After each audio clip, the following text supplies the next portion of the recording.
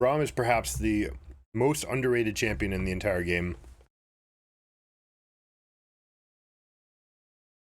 Probably just because you don't get those flashy moments, but steady, strong, ridiculous level 1. They're going to have some chain CC advantage available at level 2. So Nautilus won't even want to be able to go into this. They do have a push advantage from the Jinx if they want to use it. Looks like we're going to go Call from long-range champions. Kind of makes sense. Braum might be looking, but again, we've got this double AD composition with triple tank. But we have a very well-rounded comp again, right? We've got multiple knockups, good shielding, like decent fight. Everyone's got some amount of damage, some amount of potential for these fights. And Xayah Ahri should be pretty strong here. Now, Ahri versus Tristana is something that we've seen, 1,000 times this year. You can get the charm in response to the jump, so you don't expect to see many jumps in this position. But as the Ahri, you can't really get that much off either for yourself, right? It's a tough situation versus fleet footwork. How do you ever really beat a champion out of lane that has fleet footwork? It's pretty tough. See if we get a trade here of resources. Frozen Heart. We got bone plating and Frozen Heart. Again, Glacial Augment being used. And bone plating means that they're just taking a huge chunk. This is a big mistake here by Hong. Getting a little bit over-eager. That means that they're going to have some disadvantages here in the trade. They do fight and trade their HP bars for control of the wave, though. And that's what they were willing to do. We'll see if Nautilus pulls the trigger right now.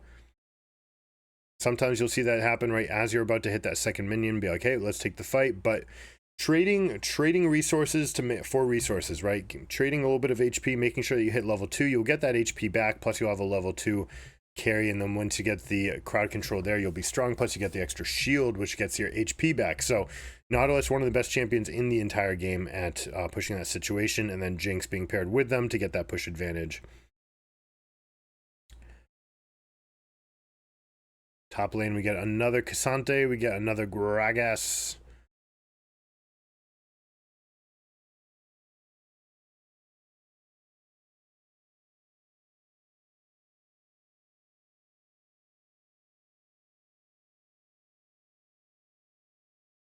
Now, word on top side, you see where Tristana jumped this out, not just in the river bush. Presumably. It might be in there, but that might be a spectator bug, but I assume that that's further out based on where it is. Should be further out in the river anyways. You want to be able to see people pathing over on that side.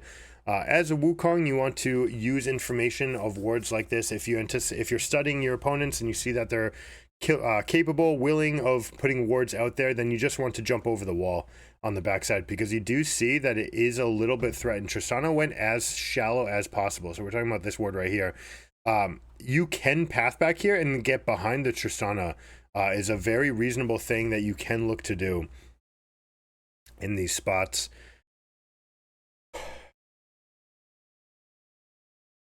I'll see if they go for another ward. Going to pushes Tristana and goes off into the topside river, perhaps making Knight think like this is the ward's timer and not the one before. Maybe snuck the other one in before. That's why it's important to scout your opponents, see what their tendencies are, whether or not you can exploit something.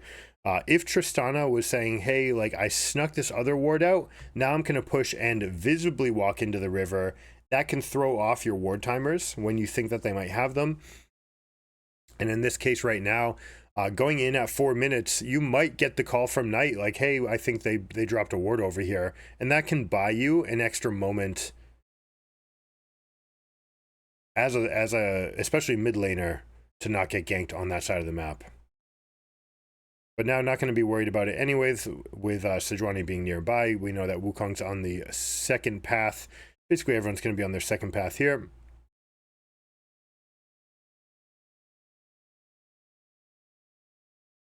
Response there, good little trade from Zika. Going for the maximum, going to try to outplay Gragas, doesn't get Q3. Gragas going to use as many resources as possible to keep themselves in the spot. Cassante having such low mana costs is very hard to get out of these lanes anyways. You see more smites on chickens than any other camp because it's so hotly contested, so accessible to both junglers. We get the first win there from Kanavi, but They are a little bit behind on the tempo. Sejuani, the fact that she got nothing out of that situation means that Wukong's back in. Wukong, if you remember, spent some time up in the top lane. That would have given the advantage to Sejuani to hit first 5 and to potentially get an opportunity for an invaded camp, but was not able to get that. Ooh, Hong stepping up again. We've got the Ignite ticking away. Potion is going. And they have just enough to turn this around, and Nautilus survives. This is such a big deal for them. Well played. And the wave freezing for them. Should be a very good spot for themselves. Kanavi taking the control ward. What are they going to do? Probably just recall from this position. No, they're going to hover bot. With Ahri and Wukong going into the river and enemy team having no vision of it, you have to assume, or enemy team can assume, that you might be doing dragon, right? What are the probabilities? Every time that you make a decision, you're basically doing a series of bets of how likely is it that this team is doing something that punches us. Missing. Flashing and not getting the kill is a pretty big deal there. Now, interestingly, Ruler does not have Cleanse this game, despite playing against Nautilus with Jinx with Sejuani.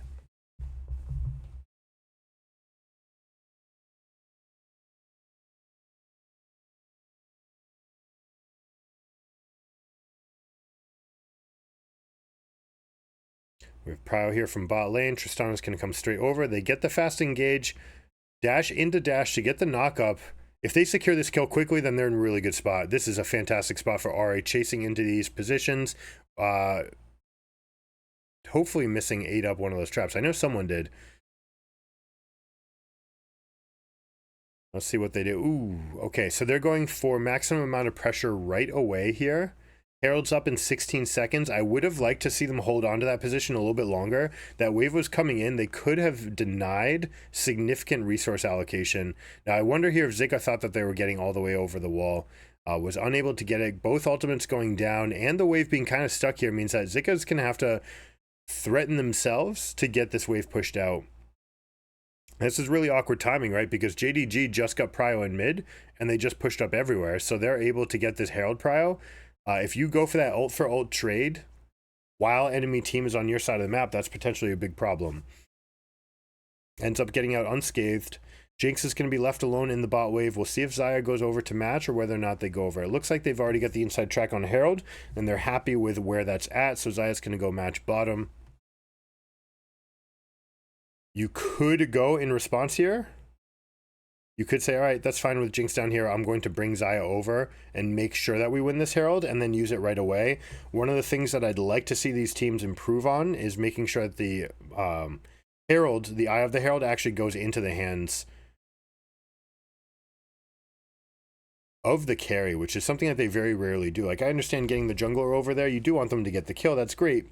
But the jungler doesn't need to have the eye, right? In solo queue, yeah, jungler wants the eye. That's fine. You're making plays all over the map. You want to wait until you have your, like, one best play. But in pro, it's all pretty scripted, and you have a good idea of where junglers are going to be. You don't get that much of an advantage from having the Herald in the jungler's path. You do become more flexible, but if you can script a play coming out of the Herald with the eye on the carry, then you can generate an extra 350 gold to that carry and not have to share it. Right, so instead of taking that 350 and splitting it between a jungler who doesn't really need it, they're going to be spiking to one item and then reaching for a second, and that's kind of it. They don't need much more, whereas the carry is like constantly on a search to try to get that first and that second and that third item in time. I'd much rather see Eye of the Herald money going on to them when you can. It is a play that you could have done again, right? Xayah, instead of going bot, basically would have lost the same thing that she lost, plus an extra wave of minions. But you come on over, you get that, you immediately push out mid, say, all right, you've got no Jinx, we've got 4 people, we'll play 4 versus 3, and we'll get that gold back immediately.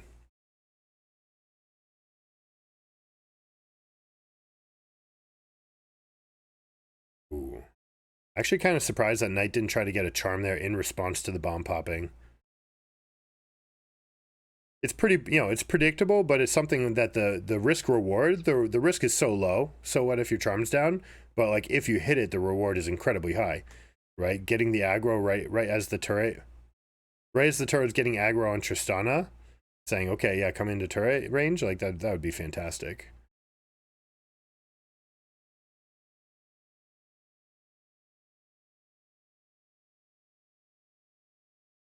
Gala canceling their auto twice there.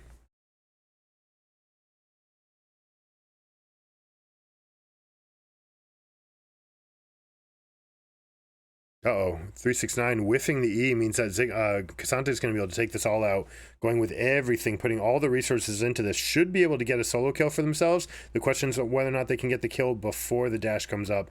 They're not able to do it.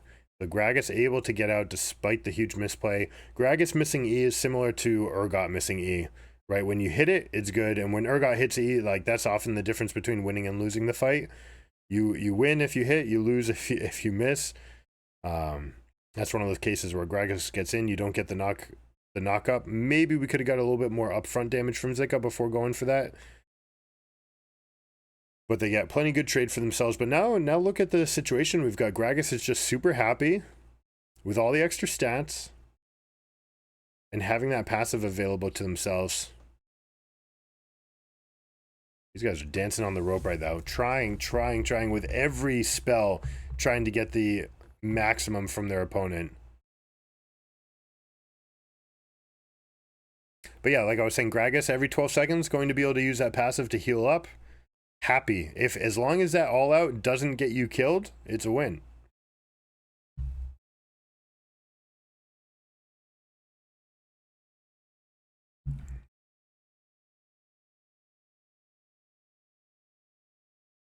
Flash down from Braum. A little bit of chunk damage here. Electrocute going off from Knight. Now I expect to see Xayah get a push out right here, stack up a wave, and then come on over, help the team to support for this play.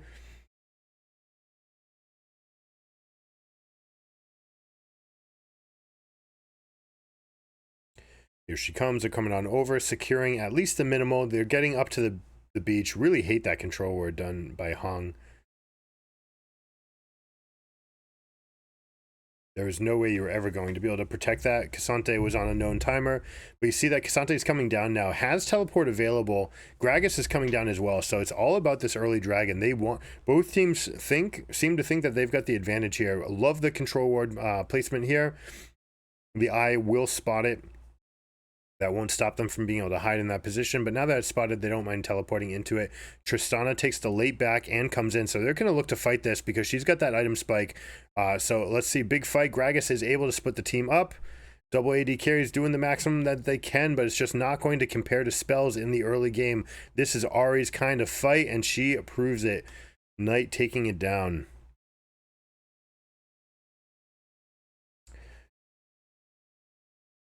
That's one of the things I don't like from these double AD carry teams, right? Sieging a turret, I'm fine with that. You deal so much damage to the turret, the long range, it's very nice. It's okay, you know, apart from having two people sharing resources, you're pretty strong. But in these fights where all the spells matter, and you've got two champions working on steroid abilities, right? The extra attack speed from Jinx, the resets on the passive, Tristana getting resets, plus the steroid on the Q, none of those are really in effect yet. And you don't get any of these upfront kills. Gala's not able to get that first kill to get that reset. And it's worth talking about draft wise.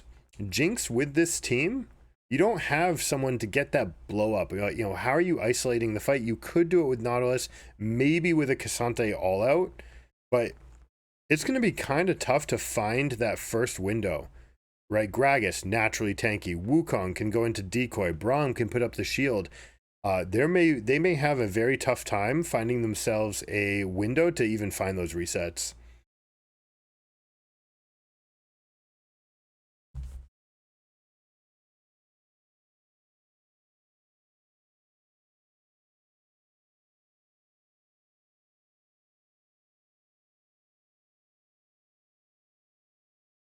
Gragas up with Prio in bottom, K'Sante coming up late, so we're going to have a tempo advantage for JDG. He's going to use that tempo to deal some damage into the turret, and that'll nullify the tempo.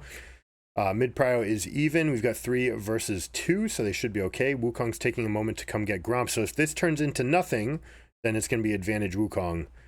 But they do get a little bit of a chunk on the Braum. No big deal. Braum going for the pay to win skin. Anytime you can change your color to red, just gives you a slight advantage. I thought they had banned red skins from the game. It's just like anything that makes you look, even for a moment, like a minion is an advantage. There are some skins that are banned because their pixels, their abilities look too similar. I think Steel Legion Lux is the big one. When she was meta, it's like no, these spells look identical. You literally can't tell the difference between her auto attacks or Q or E.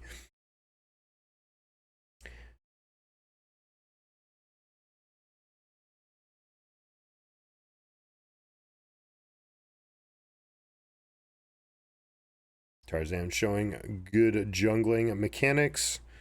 How are they going to get back in the game? It's not that far back. 1k down. You're happy with double AD carries. Like, you're happy to wait a little bit, get to that 3-item spike. But if you don't get to 3 items, you're going to have a disadvantage all game. Ahri's going to be too strong this game, I think. Two kills early. Has the Everfrost. It's just so dangerous at any point for either of these AD carries to step up.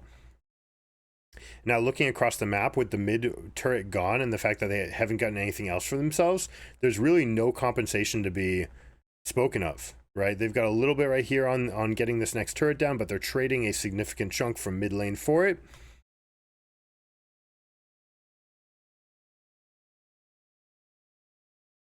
JDG is going to have a wallet advantage going into next dragon. It is one dragon apiece, so it's unlikely to become part of the narrative of how this game ends, although they will take the small advantages as they come up. Good job by Scout using the minion wave to shield himself from Ahri damage.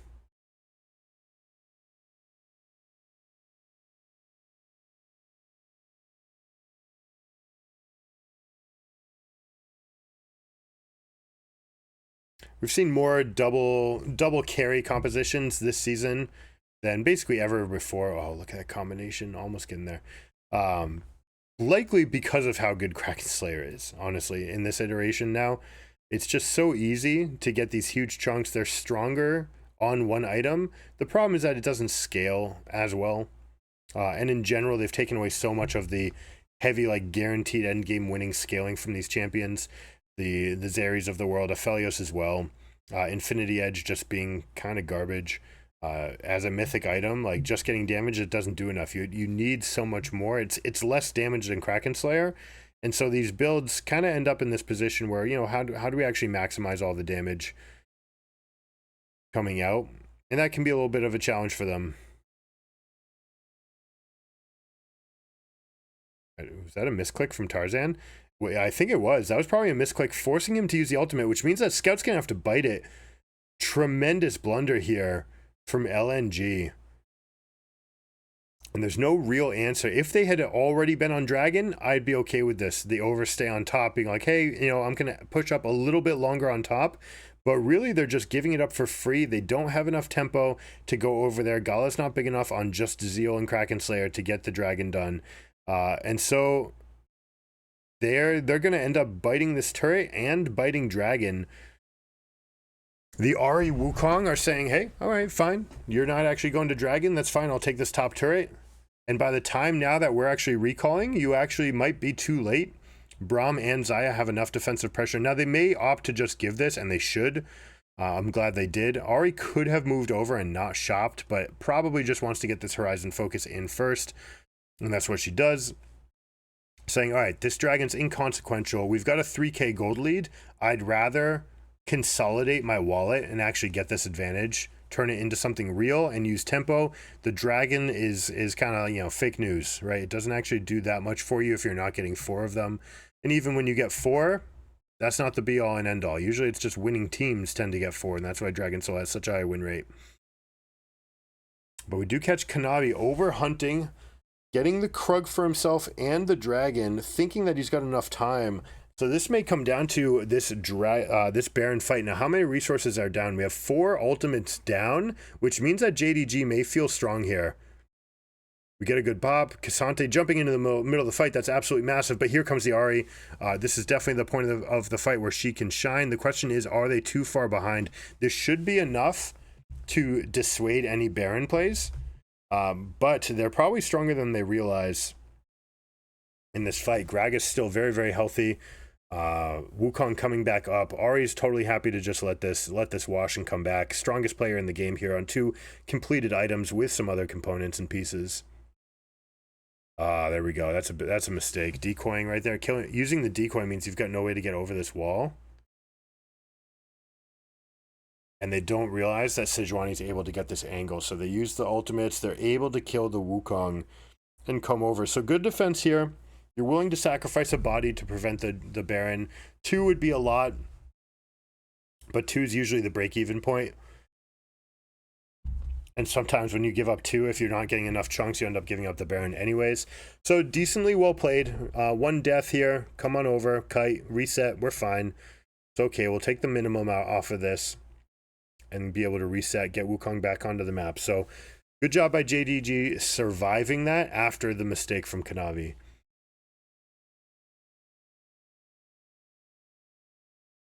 Now, interestingly, we're going to have a 1 deep ward here from Braum. This is meant to protect Ari in the split push, and it's immediately swept away. Or I shouldn't say sweep. They put down the control ward. That's fine. That's 1 more control ward being used as a resource in the bottom side of the map, and not really in a consequential way, right? So that blue pit control ward doing the minimum, yes, it's stopping a ward that is valuable to you, but that's about as little as it can be doing. It's only doing 1 job. There's no one from JDG looking for that flank angle. They don't have the Kennons or the Aatrox of the world to try to wrap around that corner. So it's not really doing that much for them.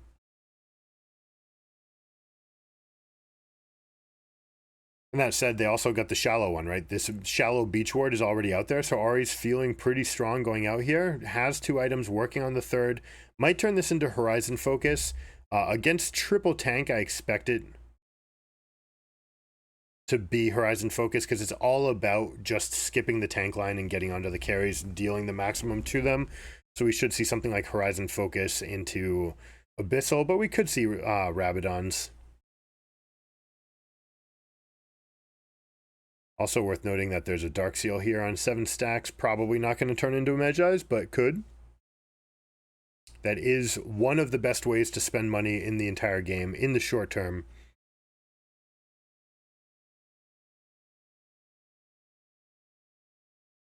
You get that extra legendary item boost, plus the extra stat boost, but it's a lot about, you know, how much am I going to do right now with it. Let's see, we got mid prio, they're pushing up. This is enough to take the turret. Now they might go for this. They say, yeah, absolutely. Kanabi actually over the wall. Yep, we got the wave pushing in. Jinx is going to be late to this rotation and is on the map, is visible. Now, they may be able to chunk this whole thing down before there's any insight. Now, here we go. Sejuani jumping over. We have, or Gragas jumping over, saying, you know what, I'm going to body. I'm going to die early so we can get this. Now, it's on LNG to take the rest of this fight. Can they survive and can they get anything back? They end up losing 2. It's got to... Nope, this is it. Are too strong, and you see the damage here from the carries, but it's like now that your body's gone, there's no peel, there's no self peel. Jinx flashing forward, going for the maximum, going for the play, is unable to get that 1 more crit, and that would have been a highlight for the Jinx. Playing the RNG game, probably would have gotten a triple kill. Close hairline fight. But the result is going to be Baron in the pocket of at least 2, probably, no, that was 3, 4, might be 4 people that still have Baron here. Good job by Gragas, holding down the fort. Gala is looking.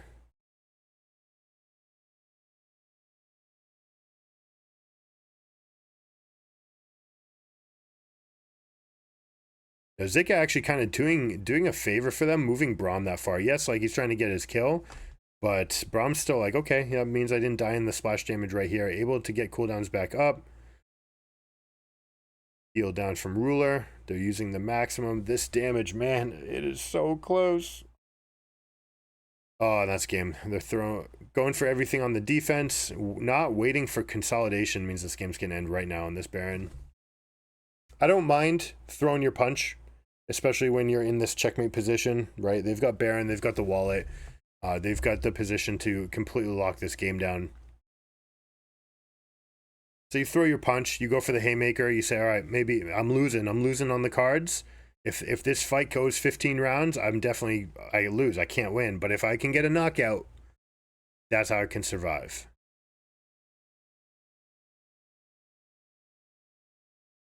But the base will fall. We get game 5, Silver Scrapes.